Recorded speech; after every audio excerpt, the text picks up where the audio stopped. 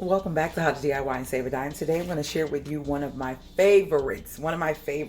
This was something that we used to have made for us when we were kids, and we started making them ourselves. This is a grilled PJ sandwich, and you can do this many different ways. I'm just going to be using some Smucker's strawberry jam and some natural Jif peanut butter.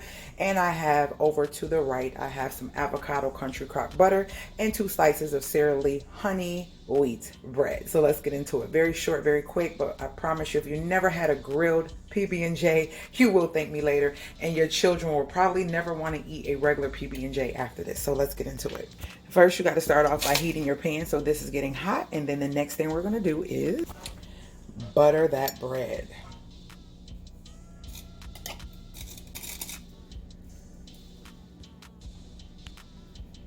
Next, it's time for the jelly.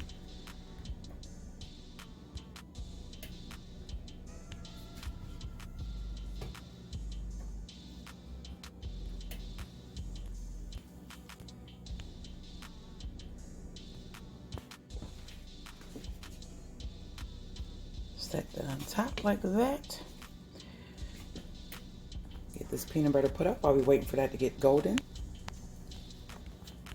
All right, it should be ready to flip.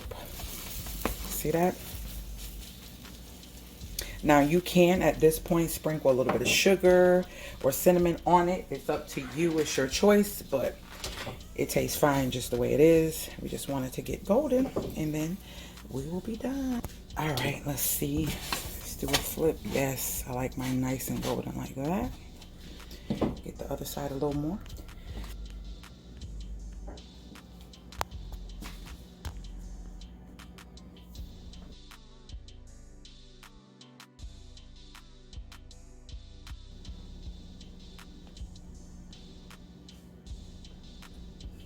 All right, guys, it is done. Look at that stuff oozing out of it. Yes, so tasty. This is another treat. Even if you have a sweet tooth and you want something a little sweet and you want to go back to your euphoric days of childhood memories. So yeah, that is a grilled PB&J. I hope you enjoyed this video. If you did, thumbs up. If you're new to the channel, join my family by subscribing. Hit that bell so you're notified every time I load a new video. And with that being said, if you have any questions or comments, leave them below.